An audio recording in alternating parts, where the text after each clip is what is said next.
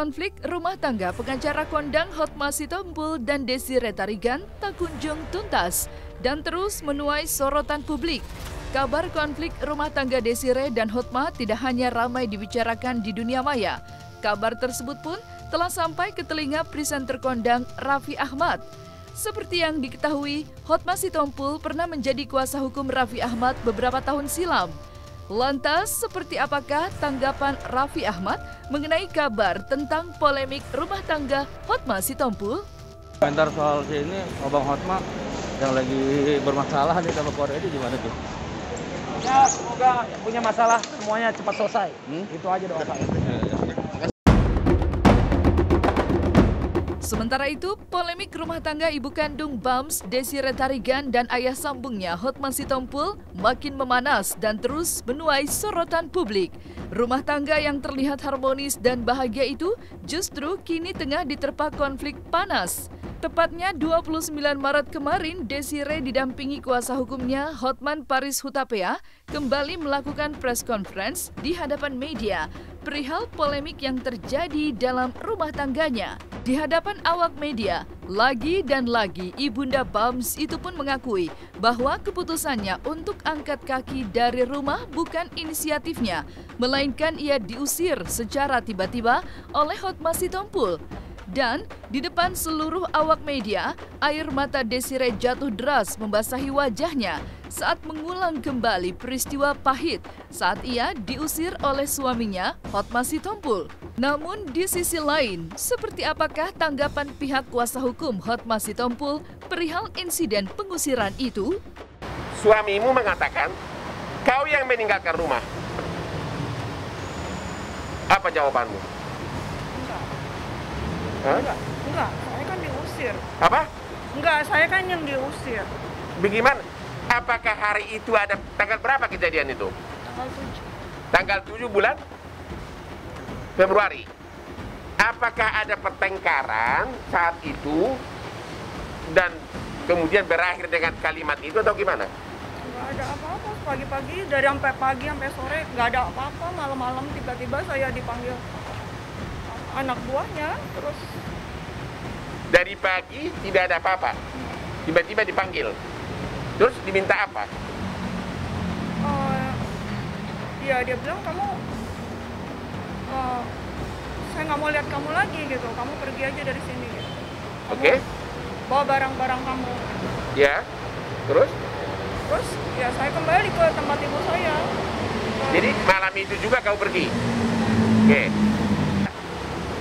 Kamu yang ngambil barang-barang inisiatif sendiri, bukan dia yang nyuruh. Benar nggak itu? Dia bilang di suratnya begitu. Ya, tapi faktanya gimana menurut ibu? Kan saya bilang saya minta waktu. Dia bilang enggak, sekarang barang-barang kamu ambil. Saya nggak mau lihat barang-barang kamu, nggak mau lihat kamu. Gitu. Jadi dia yang suruh ke saya bawa barang-barang saya dan yang saya bawa juga barang-barang saya. Nggak mungkin lah saya tinggalkan rumah kan, teman-teman juga tahu saya nggak mungkin lah, nggak pernah saya tinggalkan rumah karena boleh dibilang saya selalu di rumah, ngapain juga di rumah, nggak mungkin saya tinggalin rumah, apalagi sampai nginep di rumah ibu saya, itu nggak mungkin karena memang hidup saya adalah rumah saya gitu, memang semuanya kegiatan saya di rumah. Jadi kalau dibilang saya yang meninggalkan rumah itu nggak benar, Pak. Motivasinya kan harus sama. Kalau meninggalkan rumah dengan membawa barang kan berarti ada motivasi yang berbeda, ya kan? Ya sudah, kan rumahnya berdekatan. Ya sudah, ini pagarin dulu, biar barang jangan dipindahkan dulu. Memindahkan barang-barang itu juga kan sebenarnya berpotensi pidana. Ya kita mencegah lah. Jangan begitu, makanya kita bicarakan, kita coba selesaikan secara internal.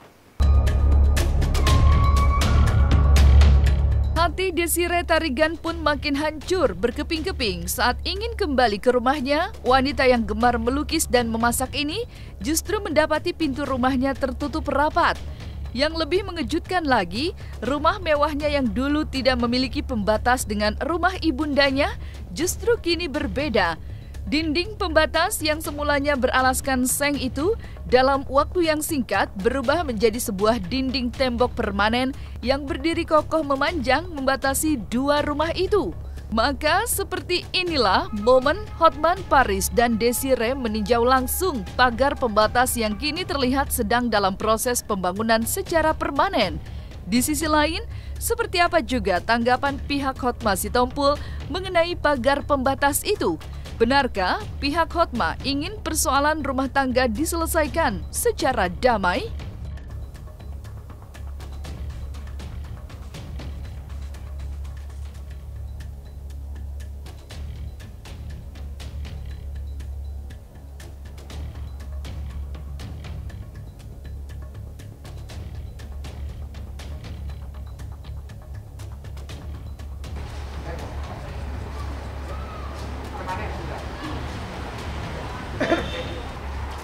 Tidak ada pembatas ada berapa puluh tahun? 20 tahun. 20 tahun tidak pernah ada pembatas di situ. 20 tahun. Jadi ibu pindah ke rumah ini, rumah cinta kalian di sebelah ya? Ya. Berapa tahun di situ? Ini sebelah. 20 tahun. 20 tahun. Ini dulu nggak ada pagar seng ya? Ini menyatu. Kenapa itu pagar seng dimuat? Itu dia pagar seng. Coba lihat tuh. Tuh. Ya. Kenapa itu pagar seng? Coba. Bisa ibu ceritakan?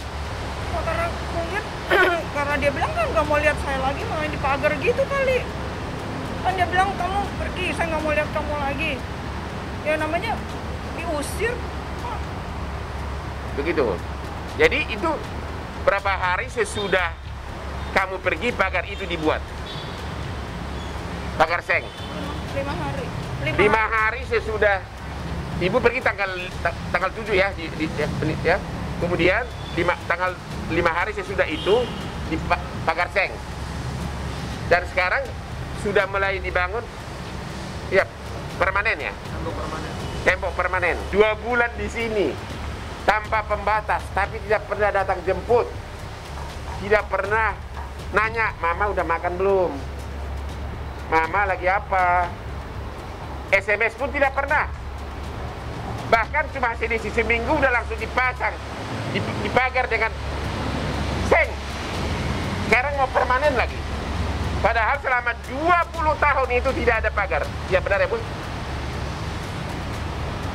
Itu jawabannya. Hanya kan biasanya orang kalau suami istri berantem lama-lama dulu baru biasanya kau pergi. Tapi ini nggak ada.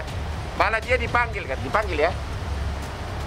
Tadi kan sudah saya jawab bahwa kan kemarin meninggalkan rumah dengan membawa, kan kebetulan rumah cuma bersebelahan kan, dipindah-pindahkan. Jangan dipindah-pindahkan dulu lah, udah batasin dulu, kita bicara. Iya, Pak Hotma maunya bersatu kembali. Kalau memang tidak mau bersatu kembali, ayo kita bicara apa penyebabnya, kan gitu. Tapi sama sekali tidak ada soal perselingkuhan. Sebenarnya kalau memang seperti itu kan bisa selesaikan secara internal. Tidak perlu konferensi pers sampai 2 kali. Kami tekankan, kami sebenarnya tidak mau melakukan konferensi pers berkali-kali. Kami berharap ini adalah pertama dan terakhir. Dengan klarifikasi tadi sudah jelas bahwa tidak ada perselingkuhan. Yang kedua, masalah rumah tangga adalah masalah privasi.